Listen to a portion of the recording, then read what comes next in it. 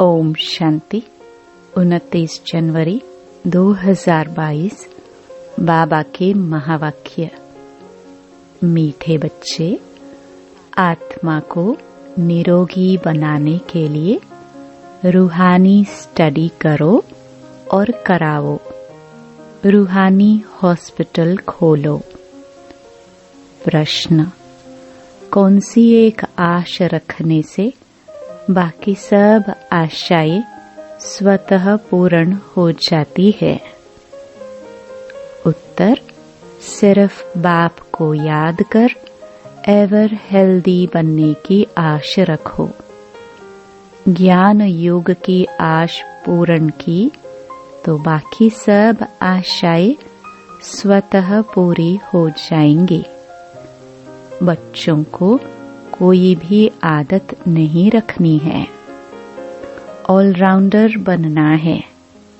भल खामियां हर एक में है, परंतु सर्विस जरूर करनी है। गीत: धीरज धर मनुआ। ओम शांति। बच्चों ने गीत सुना। इस समय सभी आत्माओं को धीरज दिया जाता है। आत्मा में ही मन बुद्धि है। आत्मा ही दुखी होती है तब बाप को बुलाते हैं, हे पतित पावन परमपिता परमात्मा आओ। कभी ब्रह्मा विष्णु शंकर को पतित पावन नहीं कहा जाता। जब उन्हों को नहीं कहा जाता तो लक्ष्मी नारायण राम सीता आदि को भी नहीं कहा जा सकता है। पतित पावन तो एक ही है। विष्णु का चित्र तो है ही पावन। वह है विष्णुपुरी के मालिक। विष्णुपुरी स्थापन करने वाला है शिव बाबा।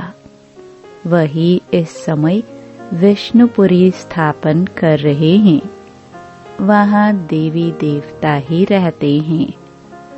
विष्णु डायनेस्टी कहे अथवा लक्ष्मी नारायण की डायनेस्टी कहे, बात एक ही है। यह सब पॉइंट्स धारण करने की हैं। बाप है रूहानी और यह रूहानी स्टडी है, रूहानी सर्जरी है। इसलिए बोर्ड पर नाम भी ऐसा लिखना चाहिए, ब्रह्मा कुमारी रूहानी ईश्वरीय विश्वविद्यालय। रूहानी अक्षर जरूर डालना है। रूहानी हॉस्पिटल भी कह सकते हैं, क्योंकि बाप को अविनाशी सर्जन भी कहते हैं। पतित पावन ज्ञान का सागर भी कहते हैं। वह धीरज दे रहे हैं कि बच्चे, मैं आया हूँ। मैं रूहों को पढ़ाने वाला हूँ। मुझे सुप्रीम रूह कहते हैं। आत्मा को ही रोग लगा हुआ है, खाद पड़ी हुई है। सतयुग में पवित्र आत्माएं हैं, यहाँ अपवित्र आत्माएं हैं। वहाँ है पुण्य आत्माएं, यहाँ है पाप आत्माएं। आत्मा पर ही सारा मदार है। आत्मा को शिक्षा देने वाला है परमात्मा। उनको ही याद करते हैं। सब कुछ उनसे ही मांगा जाता है। कोई दुखी कंगाल होगा तो कहेगा, मेहर करो, कुछ पैसे साहूकार से दिलाओ। पैसे मिल गया तो कहेंगे, ईश्वर ने दिया व दिलवाया। कोई कारपेंटर है तो उनको सेठ से मिलेगा। बच्चों को बाप से मिलता है, परंतु नाम ईश्वर का बाला होता है। अब ईश्वर को तो मनुष्य जानते ही नहीं है, इसलिए यह सब युक्तियां रची जाती है। पूछा जाता है, परमपिता परमात्मा से आपका क्या संबंध है? प्रजापिता ब्रह्मा और जगदम्बा से तुम्हारा क्या संबंध है? राज राजेश्वरी लक्ष्मी नारायण से तुम्हारा क्या संबंध है? वह तो स्वर्ग के मालिक है। जरूर स्वर्ग की स्थापना करने वाले ने उनको वर्षा दिया होगा। यह तो विष्णुपुरी के मालिक है न। मुख्य चित्र है शिव बाबा और ब्रह्मा विष्णु शंकर का। विष्णु का भी सजा सजाया रूप दिखाते हैं। विष्णु द्वारा पालना करते हैं, शंकर द्वारा विनाश। उनका इतना कर्तव्य नहीं है। स्तुति लायक शिव बाबा है और विष्णु भी बनते हैं। शंकर का पाठ अलग है। नाम रख दिया है त्रिमूर्ति। राम, सीता, लक्ष्मी नारायण, यही मुख्य चित्र हैं। उसके बाद फिर चित्र है रावण का। वह भी बड़ा 4 बाय 6 फुट का बनाना चाहिए। रावण को वर्ष वर्ष जलाते हैं। इनसे आपका क्या संबंध है? इनको जलाते हैं तो जरूर बड़ा दुश्मन ठहरा। प्रदर्शनी में उनका बड़ा चित्र होना चाहिए। इनका राज्य द्वापर से शुरू होता है, जबकि देवी देवता वाम मार्ग में गिरते हैं। इनके अलावा बाकी जो चित्र हैं उनकी फिर अलग अलग प्रदर्शनी दिखानी चाहिए कि यह सब कलयुगी चित्र हैं। गणेश, हनुमान, कच्छ, मच्छ आदि सबके चित्र डालने चाहिए। ऐसे बहुत किस्म किस्म के चित्र मिलते हैं। एक तरफ कलयुगी चित्र, एक तरफ है तुम्हारे चित्र। इन पर तुम समझा सकते हो। मुख्य चित्र है शिव बाबा का और एम ऑब्जेक्ट का। लक्ष्मी नारायण का अलग है, संगम का अलग है, कलयुग का अलग है। चित्रों की प्रदर्शनी के लिए बहुत बड़ा कमरा चाहिए। दिल्ली में बहुत आएंगे। अच्छे और बुरे तो होते ही हैं। बड़ी संभाल करनी चाहिए। इसमें चाहिए पहचान। चीफ जस्टिस से ओपनिंग कराते हैं। वह भी नामी ग्रामी नंबर 1 है। प्रेसिडेंट और चीफ जस्टिस इक्वल हैं। 1-2 को कसम उठवाते हैं। जरूर कुछ समझते हैं, तब तो उद्घाटन करेंगे ना। कंस्ट्रक्शन का ही उद्घाटन करेंगे, डिस्ट्रक्शन का तो उद्घाटन नहीं करेंगे। अब बाप समझाते हैं, बच्चे तुम्हारे सुख के दिन आ रहे हैं। बोर्ड पर भी हॉस्पिटल नाम जरूर लिखना चाहिए। और किसने स्थापन की? अविनाशी सर्जन पतित पावन बाप है ना। पावन दुनिया में तो पावन मनुष्यों को कभी बीमारी आदि होती नहीं। पतित दुनिया में तो बहुत बीमारियां हैं। तो सर्विस के लिए विचार चलाना चाहिए। क्या क्या चित्र रखने चाहिए, कैसे समझाना चाहिए। अगर कोई बेसमझ समझाएंगे तो कुछ भी समझ नहीं सकेंगे। कहेंगे यहाँ तो कुछ भी नहीं है, गपोड़े मारते रहते हैं। इसलिए प्रदर्शनी में कभी भी बुद्धुओं को समझाने के लिए नहीं खड़ा करना चाहिए। समझाने वाले भी होशियार चाहिए। किस्म किस्म के मनुष्य आते हैं। बड़े आदमी को कोई भुट्टू समझावे तो सारी प्रदर्शनी का नाम बदनाम कर देंगे। बाबा बतला सकते हैं फलाना फलाना किस प्रकार का टीचर है। सब एक जैसे होशियार भी नहीं है, बहुत देह अभिमानी भी है। अब बाप कहते हैं, हे आत्माएं, तुम्हारे सुख के दिन आ रहे हैं। स्वर्ग का नाम तो सब गाते हैं, परंतु स्वर्ग में भी नंबरवार मर्तबे हैं। नरक में भी नंबरवार दर्जे हैं। विजय माला में पिरोने वाले राज राजेश्वर बनते हैं। हम पूछते भी हैं, ज्ञान ज्ञानेश्वरी जगदम्बा से तुम्हारा क्या संबंध है? ज्ञान ज्ञानेश्वरी को ईश्वर ज्ञान देते हैं तो राज राजेश्वरी बनती है। जगदम्बा को भी बहुत बच्चे हैं और प्रजापिता ब्रह्मा को भी बहुत बच्चे हैं। कितनी सूक्ष्म बातें हैं। मनुष्य समझ ही नहीं सकते कि प्रजापिता ब्रह्मा और जगदम्बा वह कौन है। प्रजापिता ब्रह्मा के मुख वंशावली होंगे न। सेंसिबल जो होंगे वह झट पूछेंगे, हमको यह बात समझ में नहीं आती कि प्रजापिता ब्रह्मा और जगदम्बा का आपस में क्या कनेक्शन है। जो इतने बच्चे मुख से हुए हैं, ऐसे ऐसे प्रश्न पूछने से आने वालों की बुद्धि का भी पता लग जाएगा। बाप सब राज समझाते हैं। त्रिमूर्ति, झाड़, गोला, लक्ष्मी नारायण का चित्र, इनमें एम ऑब्जेक्ट भी है।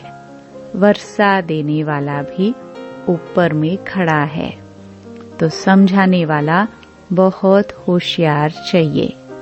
प्रश्नावली भी बहुत अच्छी है। रावण से तुम्हारा क्या संबंध है? इतने बड़े बड़े विद्वान, पंडित आदि कुछ भी समझते नहीं हैं कि यह दुश्मन कैसे हैं। हम भी आगे समझते नहीं थे।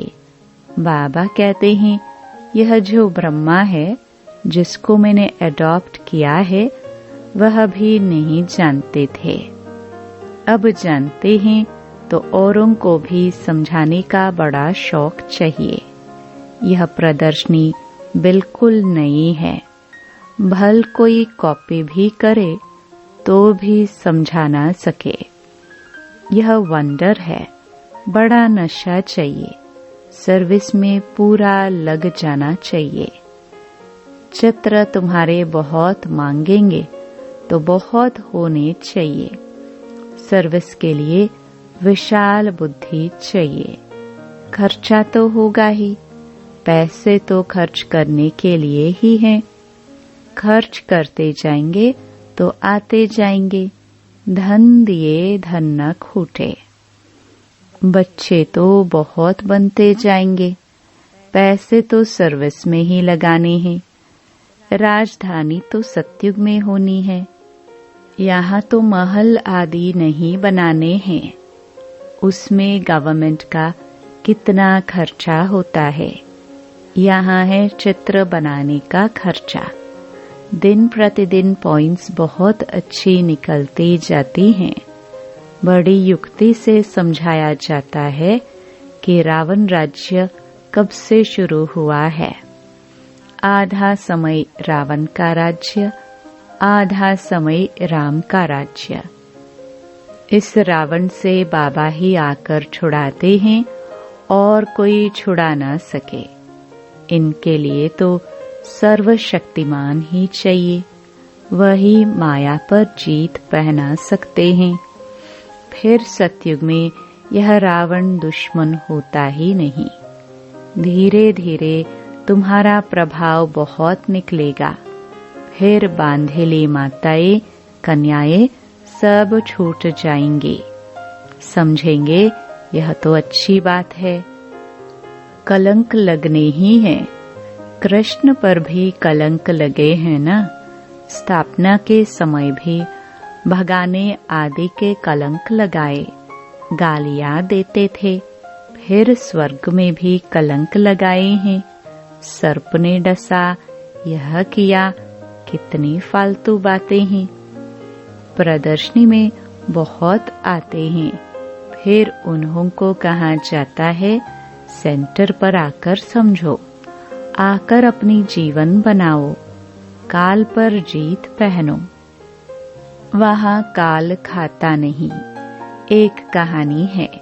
यमदूत लेने गया तो उनको कहा, तुम अंदर घुस नहीं सकते, यह बड़ी समझने की बातें हैं।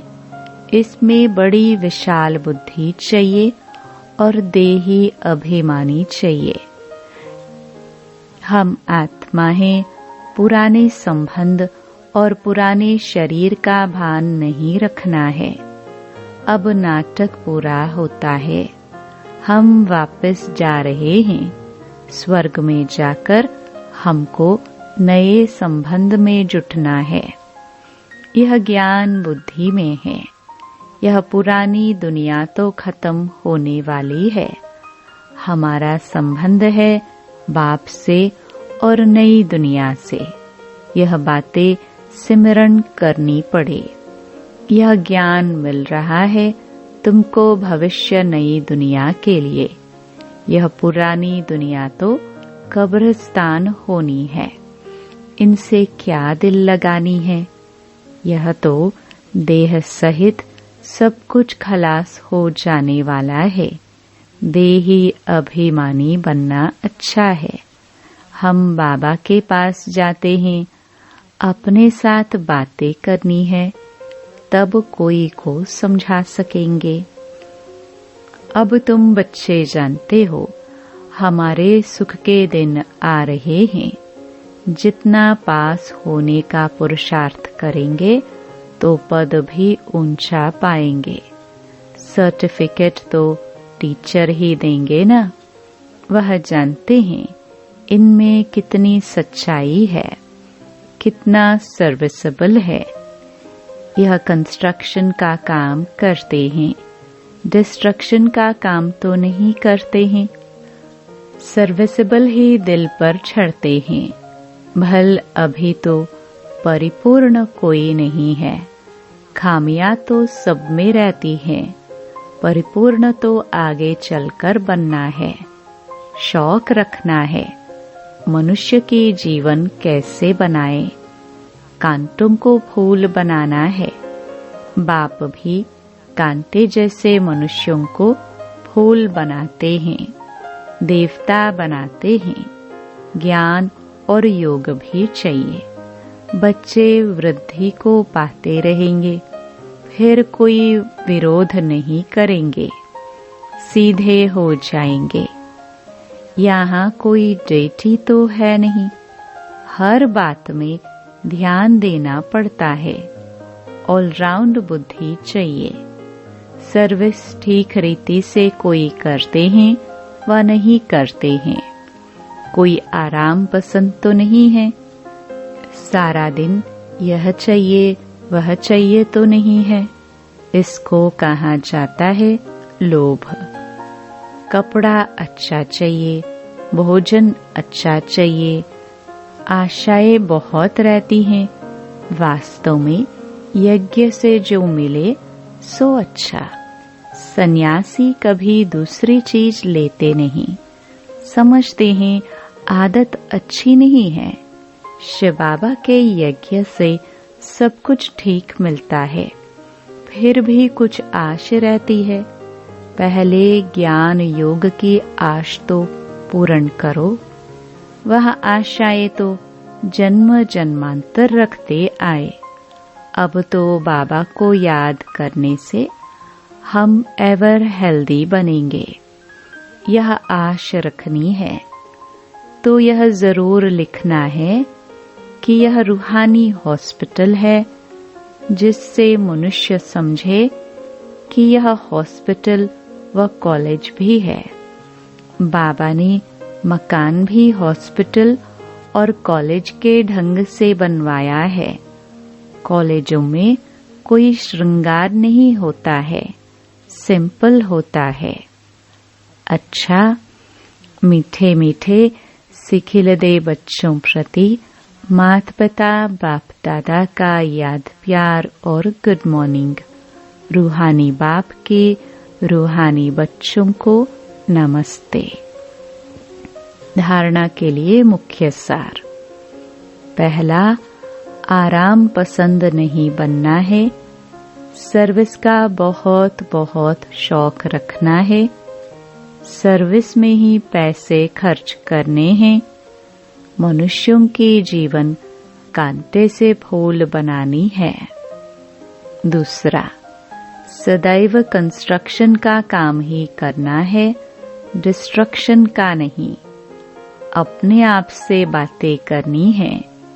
हम कहाँ जा रहे हैं, क्या बन रहे हैं। वरदान, शक्तिशाली याद द्वारा परिवर्तन, खुशी और हल्केपन की अनुभूति करने वाले स्मृति सो समर्थ भव। शक्तिशाली याद एक समय पर डबल अनुभव कराती है। एक तरफ याद अग्नि बन भस्म करने का काम करती है, परिवर्तन करने का काम करती है, और दूसरे तरफ खुशी व हल्केपन का अनुभव कराती है। ऐसे विधि पूर्वक शक्तिशाली याद को ही यथार्थ याद कहा जाता है। ऐसी यथार्थ याद में रहने वाले स्मृति स्वरूप बच्चे ही समर्थ हैं। यह स्मृति सो समर्थी ही नंबर 1 प्राइज का अधिकारी बना देती है। स्लोगन, अनुभवी वह है जिसकी दिल मजबूत और बुजुर्ग है। लवलीन स्थिति का अनुभव करो। परमात्म प्यार इस श्रेष्ठ ब्राह्मण जन्म का आधार है। कहते भी हैं, प्यार है तो जहान है, जान है। प्यार नहीं तो बेजान, बेजहान है। प्यार मिला अर्थात जहान मिला। दुनिया एक बूंद की प्यासी है और आप बच्चों का यह प्रभु प्यार प्रॉपर्टी है।